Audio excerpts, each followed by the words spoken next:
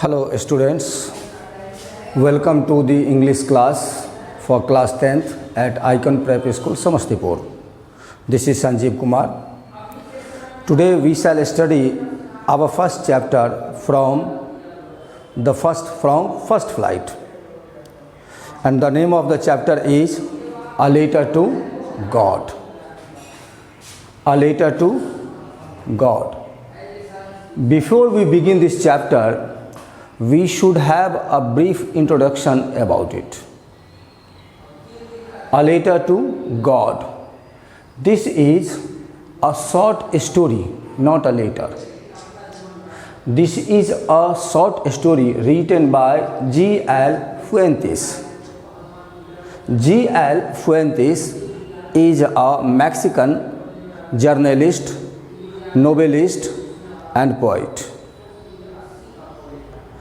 This short story, A Letter to God, describes the faith of a hard-working poor farmer, Lancho, who has extreme faith in God.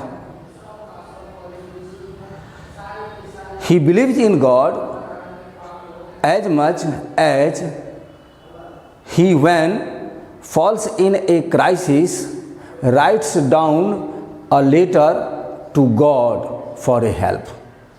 Yes, Lancho takes a piece of paper and with pen he writes down a letter to God for a help because the hailstorm has ruined his crops. Now we have to see whether this letter reaches to God. We have to see it. Whether Lancho has written a letter that has reached to God or not. We also have to see whether he is helped and how the story continues. So let's enjoy reading this chapter.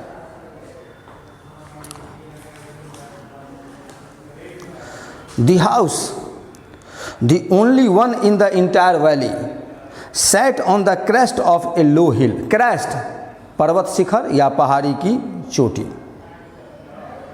लेखक कहते हैं कि वह घर जो पूरी valley में, entire valley में, पूरी घाटी में एकमात्र घर था, वह एक छोटी सी पहाड़ी के शिखर पर अवस्थित था.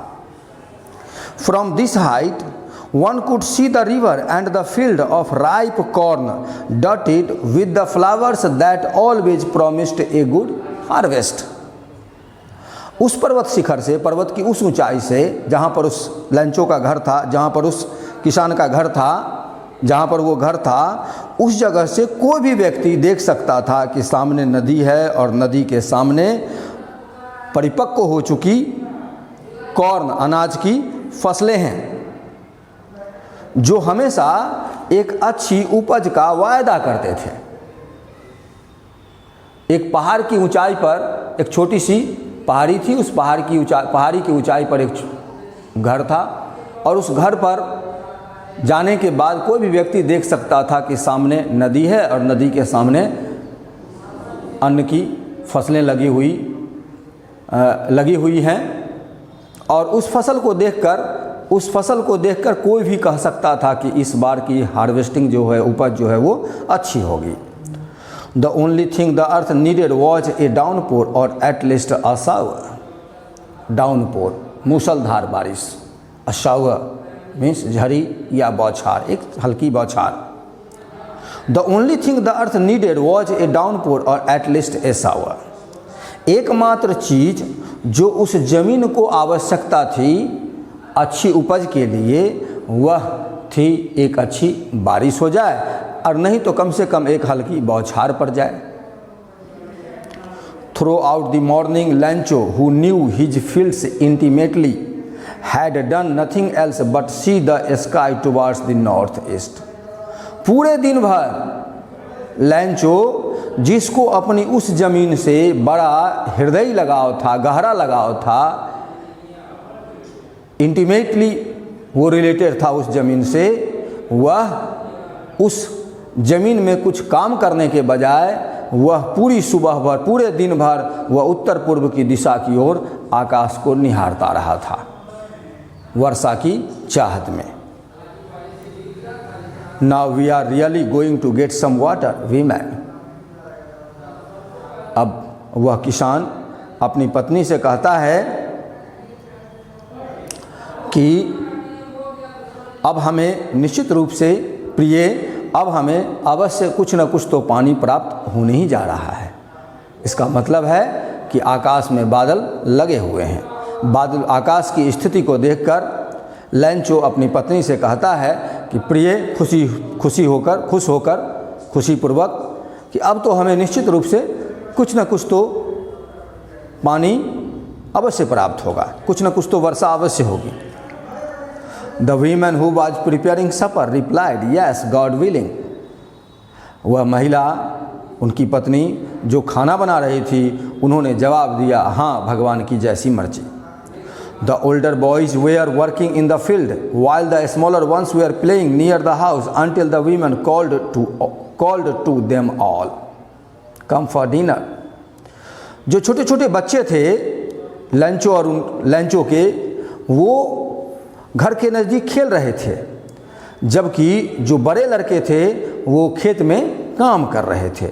और यह तब तक जारी रहा जब तक कि उनकी माँ ने उन्हें खाना खा लेने के लिए नहीं बुलाया, डिनर के लिए नहीं बुलाया। It was during the meal that just as Lancho had predicted, big drops of rain began to fall. लेखक कहते हैं कि यह खाना खाने के दौरान की ही बात है। जैसा कि लैंचो ने प्रेडिक्ट किया था, अनुमान लगाया था, वर्षा की बड़ी बड़ी बूंदें आकाश से गिरनी प्रारंभ हो गई। फॉल मतलब गिरना, और सपर मीन्स रात में सोने से पूर्व लिया जाने वाला हल्का खाना। Light meal taken before going to bed is called supper. Dinner, main meal of the day is called dinner.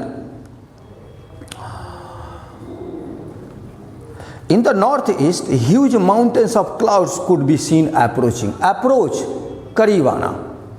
बादल जब आकाश में बहुत ज़्यादा आच्छादित होते हैं तो वो ऐसे प्रतीत होते हैं जैसे वो करीब आ रहे हों। उमरना इसको कहते हैं, बादल उमर रहे थे आकाश में।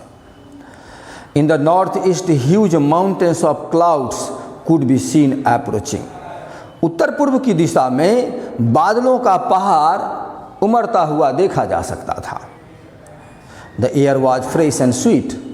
मौसम बड़ी ही सुहावनी थी। The man went out for no other reason than to have the pleasure or feeling of rain on his body, and when he returned, he exclaimed, "These aren't raindrops falling from the sky. They are new coins. The big drops are 10 cent pieces, and the little ones are 5." कहते हैं जब वर्षा प्रारंभ हुई, जब वर्षा की बड़ी बड़ी बूंदें गिरनी प्रारंभ हो गई, तो लैंचो खुशीपूर्वक अपने घर से बाहर निकल जाता है। और उसके घर से निकलने का कोई और कारण नहीं था, बल्कि वह वर्षा की खुशियों का अपने शरीर पर महसूस करना चाहता था। वर्षा से जो उसे खुशी प्राप्त हो रही थी, वर्षा होने से जो उसे खुशियाँ प्राप्त हो रही थी, उसको फील करने के लिए, उसका एहसास करने के लिए, उसके अपने शरीर पर उस एहसास को प्राप्त करने के लिए वह घर से बाहर निकल जाता है। और जब वह वापस घर में आता है तो आह्लादित होकर, एक्सक्लेम होकर, आह्लादित होकर, प्रसन्नतापूर्वक अपनी पत्नी से ये शब्द कहता है। लैंचो कहता है, "These aren't raindrops falling from the sky." दरअसल आकाश से गिरने वाले ये वर्षा की बूंदें नहीं हैं, बल्कि they are new coins. ये सब नए सिक्के हैं। The big drops are 10 cent pieces and the little ones are 5. ये जो बड़ी बड़ी वर्षा की बूंदें हैं ये 10 सेंट पीसेस हैं। 10 सेंट के सिक्के हैं और जो छोटे छोटे सिक्के हैं ये 5 सेंट से पीसेस हैं। Cent, the 100th part of a US dollar is called cent. ये लेंचो की खुशियां हैं जो उसे वर्षा होने से प्राप्त हुई हैं, और खुशियों की अभिव्यक्ति वह इन शब्दों के द्वारा, इन वाक्यों के द्वारा करता है। दरअसल ये लेंचो के शब्द इस बात की गारंटी उसे दे रहे हैं, वह पूरी तरह से आश्वस्त है कि इस बार उसे अच्छी फसल प्राप्त हो रही है, और अच्छी फसल प्राप्त होने का अर्थ है ज़्यादा समृद्धि, मोर प्रॉस्पेरिटी। इसीलिए उन्होंने ये एक्सक्लामेशंस हैं लेंचो के। With a satisfied expression, he regarded the field of ripe corn with its flowers draped in a curtain of rain. Regard, निगाह डालना। With a satisfied expression, संतुष्टि की अभिव्यक्ति के साथ, he regarded the field of ripe corn, परिपक्व हो चुके अन्न के खेत पर वह निगाह डालता है। With its flowers, और उन फसलों में फूल भी लगे हुए हैं। Draped in A curtain of rain, draped मतलब पूरा ढका हुआ, कवर्ड। तो पूरा वो जो फील्ड है वो रेन से, बारिश की बूंदों से, वर्षा से, पानी से पूरा कवर्ड है, ढका हुआ, अच्छी बारिश हुई। But suddenly a strong wind began to blow, अब मिस फॉर्चून दस्तक दे रहा है दरवाजे पर। But suddenly a strong wind began to blow and along with the rain very large hail stones began to fall. hail stones, ओला, बड़े बड़े ओले जब गिरते हैं पत्थर के शेप में, हेल स्टोन कहते हैं लेखक कि बट सडनली, लेकिन तभी यकायक, a strong wind began to blow, एक जोरदार हवा बहने लगी। ब्लो मतलब बहना। And along with the rain, और वर्षा के साथ very large hail stones began to fall, बड़े बड़े ओले आकाश से गिरने लगे। These truly did resemble new silver coins. लेखक की ये अभिव्यक्तियां हैं। लेखक कहते हैं हाँ, ये वास्तव में दरअसल नए चांदी के सिक्के के समान प्रतीत हो रहे थे। रिसेंबल, किसी चीज़ के समान होना, किसी चीज़ के जैसा होना। The boys exposing themselves to the rain ran out to collect the frozen pearls. कहते हैं कि लेंचो की जो संतानें थी, जो लड़के लोग थे, वे लोग वर्षा में बाहर निकल जाते हैं। एक्सपोज, लीव अनप्रोटेक्टेड, वर्षा में बाहर निकल गए। बच्चे बाहर दौड़ ही जाते हैं जब पत्थर आकाश से, जब ओले गिरने लगते हैं तो बच्चे उसे चुनने के लिए दौड़ पड़ते हैं। वैसे ही जो लेंचो की जो संतानें थीं वो सब दौड़ गए बाहर जमे हुए मोतियों को कलेक्ट करने के लिए, मोती के समान उन ओलों को कलेक्ट करने के लिए। It's really getting bad now, exclaimed the man. Lencho अब दुखी मन से कहता है कि अब तो निश्चित रूप से बुरा होने जा रहा है। I hope it passes quickly, मैं उम्मीद करता हूँ कि यह बुरा वक्त जल्दी बीत जाएगा। It did not pass quickly, लेखक कहते हैं लेकिन ऐसा हो न सका, वह बुरा वक्त जल्दी नहीं बीता। For an hour the hail rained on the house, the garden, the hillside, the cornfield, on the whole valley. लगभग 1 घंटे तक पूरा अच्छी तरह से ओलावृष्टि होती रही, और पूरा घर, गार्डन, हिल साइड, पहाड़ के किनारे का जो क्षेत्र था, कॉर्न फील्ड, अनाज का, अन्न का जो खेत था, और कहते हैं लेखक की पूरी घाटी में ओले, पूरी घाटी को ओलों ने आच्छादित कर दिया, अपने आगोश में ले लिया। The field was white as if covered with salt, as if मानो, the field was white as if covered with salt, कहते हैं पूरा मैदान उजला हो गया, ऐसा लग रहा था मानो नमक से इसे ढक दी गई हो। Not a leaf remained on the trees, पत्ती पेड़ों पर एक भी पत्तियां नहीं बची, एक भी लीफ नहीं देखी जा सकती थी। The corn was totally destroyed, फसल पूरी तरह बर्बाद हो चुकी थी, कोई भी फसल ऐसा नहीं प्रतीत हो रहा था कि यह सर्वाइव हो जाएगा, बच जाएगा। The flowers were gone from the plants, पेड़ों से फूल झड़ चुके थे। Lencho soul was filled with sadness, Lencho का दिल दुख से भर गया था। When the storm had passed, he stood in the middle of the field and said to his sons, a plague of locusts would have left more than this. The hail has left nothing. This year we will have no corn. Locusts. अभी तो इसका प्रकोप चल रहा है अपने देश के कुछ क्षेत्रों में। ये टिड्डी दल समूह में चलते हैं, करोड़ों की संख्या, लाखों की संख्या में समूह बनाकर चलते हैं और फसलों को नष्ट करते चलते हैं। जब आंधी समाप्त हो गई तब लैंचो खेत के मध्य खड़ा हो जाता है, दुखी मन से, हताश होकर, निराश होकर, और अपने पुत्रों से कहता है कि टिड्डी दल भी, कोई टिड्डी दल भी इससे ज़्यादा छोड़ जाता, इसने तो टिड्डी दल से भी बुरा हश्र कर दिया। The hail has left nothing, इस ओले ने तो कुछ भी नहीं छोड़ा। This year we will have no corn, इस वर्ष हमें कुछ भी अन्न प्राप्त नहीं होगा। That night was a sorrowful night, sorrowful one, वह रात एक दुख भरी रात थी। All our work for nothing, Lencho मन ही मन सोच रहा है कि हमारी सारी मेहनत बेकार चली गई। There is no one who can help us, अब तो किसी का सहारा भी नहीं रहा, क्योंकि उस पूरी घाटी में वह अकेला फैमिली था, इसीलिए उसे किसी का सहारा भी नहीं रहा। We will all go hungry this year, इस वर्ष हम सभी लोग भूखे रह जाएंगे। अपनी दुर्दशा पर वह विलाप कर रहा है लैंचो। But in the hearts of all who lived in that solitary house in the middle of the valley, there was a single hope, help from God.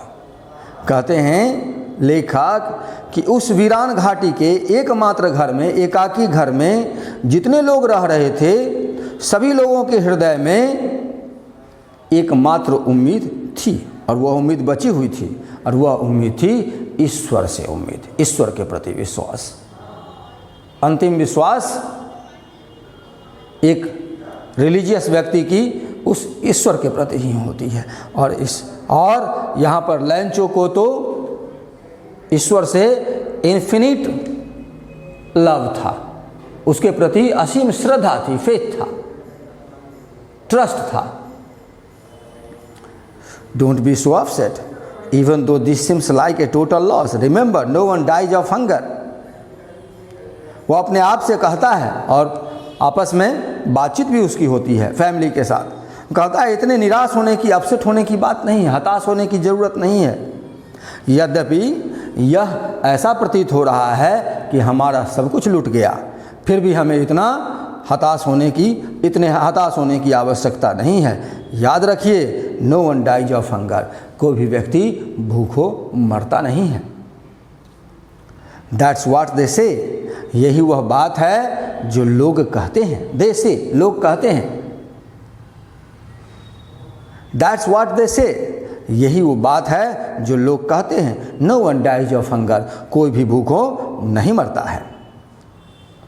All through the night Lencho thought only of his one hope, the help of God, whose eyes, as he had been instructed, see everything, even what is deep in one's conscience, अंतःकरण, विवेक, भले बुरे का ज्ञान। All through the night, पूरी रात भर, लैंचो thought only of his one hope, पूरी रात भर लैंचो अपने उस एकमात्र उम्मीद के बारे में सोचता रहा, द हेल्प ऑफ गॉड, और वह उम्मीद थी ईश्वर से मदद। वह मदद वो ईश्वर के प्रति रखता था कि ईश्वर उसकी मदद करेंगे। Whose eyes, as he had been instructed, see everything, जैसा कि उसे शिक्षित किया गया है, जैसी शिक्षा उसे प्राप्त हुई है, लैंचो को जैसी शिक्षा उसे अपने दोस्तों से मिली है, अपने समाज से मिली है, अपने पेरेंट्स से मिली है, अपने टीचर से मिली है, कि ईश्वर की आंखें सब कुछ देखती हैं, यहाँ तक कि जो बातें हमारे अंतःकरण में हैं, जहाँ से हमारे मन में भले और बुरे के ज्ञान की उत्पत्ति होती है, ईश्वर वहाँ तक देख लेते हैं। इसलिए लैंचो को विश्वास था कि ईश्वर की नज़रों से कुछ भी छुपा नहीं है, ईश्वर सब कुछ देख रहे हैं। उसके मन में जो भावनाएं हैं, उसके मन में जो विचार हैं, उसके मन में जो दुख है, उसके मन में जो पीड़ा है, उसके मन में जो आने वाली विपत्ति का एहसास है, उसे ईश्वर देख रहे हैं, ऐसा उसको विश्वास था। और इसी विश्वास से वह पूरी रात भर चिंतन करता रहा। लैंचो was an ox of a man, an ox of a man, a very hard working, a very strong and hard working man, an ox of a man, this is a word phrase, a very strong and hard working man. लैंचो was an ox of a man, लैंचो एक hard working, एक strong और hard working man था। Working like an animal in the fields, अपने खेत में वह जानवरों की तरह काम करता रहा था। काफ़ी मेहनत की थी उसने। But still he knew how to write, लेखक कहते हैं ऐसा नहीं था कि वह केवल खेत में काम ही करता था, बल्कि वह एक पढ़ा लिखा व्यक्ति भी था। The following Sunday at daybreak he began to write a letter which he himself would carry to town and place in the mail.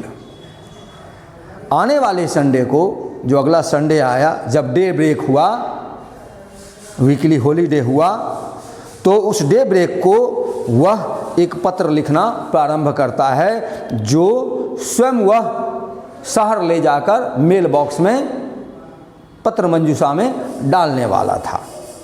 It was nothing less than a letter to God. यह कुछ भी नहीं था बल्कि ईश्वर के नाम एक पत्र था। वह ईश्वर के नाम पत्र लिखना प्रारंभ करता है। उसकी आस्था, ईश्वर के प्रति उसका विश्वास, उसका दृढ़ विश्वास, उसकी आस्था उसे प्रेरित करती है कि अब वह ईश्वर के समक्ष ही अपनी याचना प्रस्तुत करे। सो उसने एक पत्र लिखा। God, he wrote, if you don't help me, my family and I will go hungry this year. ईश्वर, हे ईश्वर, भगवान, वह लिखता है, भगवान अगर आप मेरी मदद नहीं करेंगे तो मेरा परिवार और मैं इस साल भूखे रह जाएंगे। I need 100 pesos in order to sow my field again and to live until the crop comes because the hailstorm. वह लिखता है कि मुझे 100 पैसोज की आवश्यकता है। पैसो, the basic monetary unit of several Latin American countries and of the Philippines. बहुत सारे लैटिन अमेरिकन कंट्रीज और फिलीपींस की जो मौद्रिक इकाई है वो है पैसो। सॉरी। वह पत्र में लिखता है कि हे भगवान, हमारी फसलें हेल स्टॉर्म ने बर्बाद कर दी हैं, इसलिए हमें 100 पैसोज की आवश्यकता है ताकि कम से कम हम अगली फसल लगा सकें और जब तक अगली उपज ना आ जाए तब तक हम अपने परिवार की आवश्यकता को पूरा कर सकें, अपने परिवार का भरण पोषण कर सकें, अपने फैमिली को सपोर्ट कर सकें। He wrote to God on the envelope, put the letter inside and still troubled went to town. उसने उस पत्र को एक इन्वेलप में डाला। इन्वेलप के ऊपर वह एड्रेस के स्थान पर जहाँ भेजना है वो भेजने के स्थान पर लिखता है टू गॉड। और तब भरे हुए दिल से वो गया शहर अपने उसको पोस्ट करने के लिए। At the post office he placed a stamp on the letter and dropped it into the mail box। Post office पहुंचकर वह काउंटर से जाकर टिकट खरीदता है और टिकट खरीद के उसको उस इन्वेलप के ऊपर चिपकाकर और तब मेल बॉक्स में उस पत्र को स्वयं डाल देता है। One of the employees who was a postman and also helped at the post office went to his boss laughing heartily and showed him the letter to God।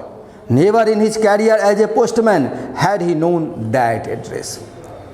कहते हैं उस पोस्ट ऑफिस का एक एम्प्लॉई जो कि एक डाकिया था, पोस्टमैन था, और पोस्टमैन के अलावे वह पोस्ट ऑफिस में सहायक का भी काम करता था। उसने जब वह पत्र देखा तो दिल से वह जोर खुशीपूर्वक वह हंसते हुए वह पहुंचता है अपने बॉस के पास, और बॉस के पास पहुंचकर वह उस पत्र को दिखाता है कि देखिए इस पत्र का जो एड्रेस है वो है गॉड का एड्रेस। कहते हैं लेखक, never in his career as a postman had he known that address. अपने पूरे जीवन वृत्ति में उसने इस प्रकार का एड्रेस कभी नहीं देखा था। The post master a fat amiable fellow amiable a having or displaying friendly and pleasant manner is called amiable, जिसको हम सुशील कहते हैं, सौम्य, प्रेम पात्र। The postmaster, a fat, amiable fellow, also broke out laughing, but almost immediately he turned serious and tapping the letter on his desk commented, "What faith! I wish I had the faith of the man who wrote this letter, starting up a correspondence with God."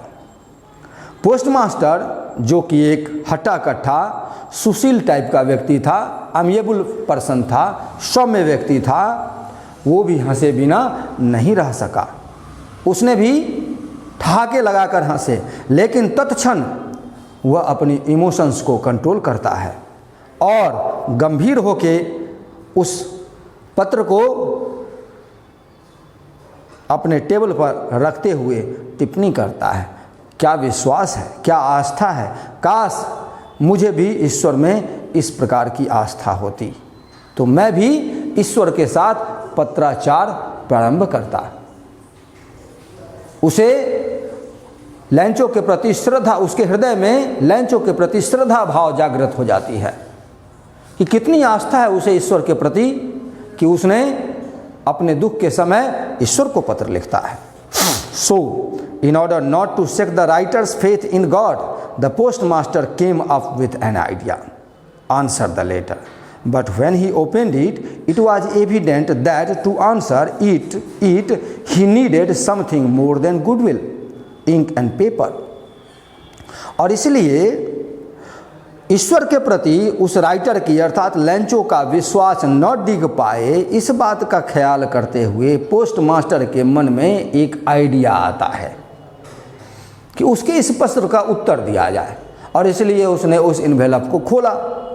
जब उसने envelope को खोला तो प्रमाणिक तौर पर जो उसके सामने था वह ये था कि उसमें भलाई की आवश्यकता नहीं थी, उसमें मदद करने के लिए, उसकी मदद करने के लिए गुडविल, इंक और पेपर की आवश्यकता नहीं थी, उसमें कुछ लिखने की आवश्यकता नहीं थी, कुछ सहानुभूति के शब्द की आवश्यकता नहीं थी उसकी मदद के लिए। But he struck to his resolution, he asked for money from his employees. उसमें तो 100 पैसोज की मांग की गई थी। तो कहते हैं लेकिन वह रिजोल्यूशन, दृढ़ निश्चय, कहते हैं लेकिन पोस्ट मास्टर तो अपने विचार के प्रति दृढ़ निश्चयी था, और इसलिए he asked for money from his employees, he himself gave part of his salary and several friends of his were obliged to give something for an act of charity, वृत्तिदान। स्वैच्छिक दान, चैरिटी कहते हैं। और इसलिए पोस्ट मास्टर ने post office के employees से भी पैसे मांगे, अपनी सैलरी में से भी कुछ पैसे उन्होंने दिए और अपने कई दोस्तों से भी उसने पैसे लिए और सभी लोगों ने स्वैच्छिक रूप से, स्वैच्छिक दान के रूप में पैसे इकट्ठे किए। It was impossible for him to gather together the 100 pesos, so he was able to send the farmer only a little more than half। कहते हैं लेखक कि 100 पैसोज कलेक्ट करना, सभी लोगों को के द्वारा दी गई रकम को मिलाकर जमा करना 100 पैसोज संभव नहीं था। इसलिए उसने निर्णय किया कि चलो हाफ से ज़्यादा, हाफ यानी 50 पैसों से ज़्यादा तो कलेक्ट हो ही रहा था, उतने पैसे उन लोगों ने कलेक्ट कर लिए थे। He put the money in an envelope address to Lencho and with a letter containing only a single word as a signature God. उन लोगों ने क्या किया, एक इन्वेलप में वो जो पैसे थे 70 पैसोज वो उसमें डाल दिए और इन्वेलप के साथ, इन्वेलप में पैसे के साथ एक लेटर भी डाल दिया जिसमें कुछ भी नहीं था, सिग्नेचर के स्थान पर केवल गॉड लिखा हुआ था, ताकि ऐसा प्रतीत हो जैसे ईश्वर ने उसे पैसे दिए हैं। The following Sunday, Lancho came a bit earlier than usual to ask if there was a letter for him। ठीक अगले संडे को लैंचो और दिन की बजाय, पिछली बार जिस समय आया था उसकी बजाय वह थोड़ा पहले वहां आ जाता है, यह देखने के लिए कि कहीं कोई पत्र आया हो। It was the postman himself who handed the letter to him, while the postmaster, experiencing the contentment संतुष्टि of a man who was performed a good deed, looked on from his office। कहते हैं लेखक कि it was the postman himself who handed the letter to whom, यह postman ही था, डाकिया, जिसने स्वयं वो लेटर लैंचो के हाथ में दिया। While the postmaster experiencing the contentment of a man who has performed a good deed, जबकि पोस्टमास्टर जो कि वहाँ खड़ा था वो एक ऐसे व्यक्ति की संतुष्टि का एहसास, जिसने किसी का भला किया हो, वो एहसास उसके हृदय में हो रहा था और वह संतुष्टि की भावना के साथ अपने ऑफिस से लैंचो की ओर लैंचो को देख रहा था कि वो क्या करता है। लैंचो showed not the slightest surprise on seeing the money, such was his confidence, but he became angry when he counted the money। अब लैंचो के हाथ में जब पत्र मिला तो उसे आश्चर्य होनी चाहिए थी कि भाई ईश्वर तो पैसे भेज नहीं सकते, लेकिन ईश्वर के प्रति इतना उसके मन में श्रद्धा था, उसके हृदय में श्रद्धा थी, इतना उसको कॉन्फिडेंस था अपनी श्रद्धा के ऊपर, अपने ईश्वर के प्रति अपने विश्वास के ऊपर इतना आत्मविश्वास था कि लैंचो के चेहरे पर रत्ती भर भी आश्चर्य नहीं देखी गई, बल्कि जैसे ही उसने पैसे काउंट किए उसका गुस्सा भड़क गया। God could not have made a mistake, nor could he have denied Lancho what he had requested। उसके मन में यह विचार आया कि ईश्वर से ऐसी गलती नहीं हो सकती, और लैंचो ने जो ईश्वर से रिक्वेस्ट की थी, ऐसा भी नहीं हो सकता कि ईश्वर उस रिक्वेस्ट को डिनाई कर दें, अस्वीकार कर दें। उसने जब उसमें देखे पैसे कम हैं, 70 पैसों ही हैं, तो उसे गुस्सा आ गया और कि ईश्वर से तो कोई भूल हो नहीं सकती, और ऐसा भी नहीं हो सकता कि ईश्वर को लैंचो रिक्वेस्ट करे और लैंचो की बात ईश्वर न माने। Immediately Lencho went up to the window to ask for paper and ink. तत्क्षण लैंचो नज़दीक की खिड़की पर जाता है और वहाँ से पेपर और इंक का डिमांड करता है। On the public writing table he started to write with much wrinkling of his brow, caused by the effort he had to make to express his ideas। Public writing table पर, जहाँ पर आम public कुछ लिखता है किसी office में, वहाँ पर पहुँचकर वह मस्तिष्क पर पूरा जोर देकर पूरे गुस्से के साथ वह अपने विचारों को एक्सप्रेस करते हुए लिखता है। When he finished, he went to the window to buy a stamp which he liked and then affixed to the envelope with a blow of his fist. जब उसका लिखा हुआ हो जाता है तब वह सामने की खिड़की पर जाकर स्टैंप लेता है और उस स्टैंप को सलीवा लगाकर, लार लगाकर वह इन्वेलप पर फिस्ट मारकर मुट्ठी से उसको चिपकाकर और मुट्ठी से उसको पूरा फिस्ट से प्रेस कर देता है। The moment the letter fell into the mailbox the post master went to open it. जैसे ही लैंचो ने मेल बॉक्स में वह पत्र डाला, पोस्ट मास्टर तुरंत उसके वहाँ से हटने के पश्चात वहाँ जाकर उसको खोलकर देखता है। इट सेड, उस पत्र पर लिखा था, गॉड, हे ईश्वर, of the money that I asked for only 70 pesos reached me. जिन पैसों की मांग मैंने की थी उसमें से केवल 70 पैसोज ही मेरे पास पहुँचे। सेंड मी द रेस्ट, बाकी पैसे मुझे भेज दो। Since I needed it very much, इसलिए क्योंकि मुझे इसकी बड़ी आवश्यकता है। But don't send it to me through the mail, लेकिन यह मुझे डाक के थ्रू मत भेजना, डाक के माध्यम से मत भेजना।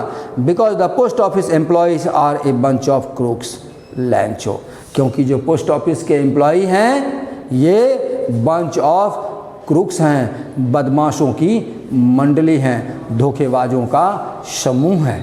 इसलिए मुझे पोस्ट ऑफिस से के माध्यम से पैसे मत भेजना, डायरेक्ट मेरे पास भेज दो।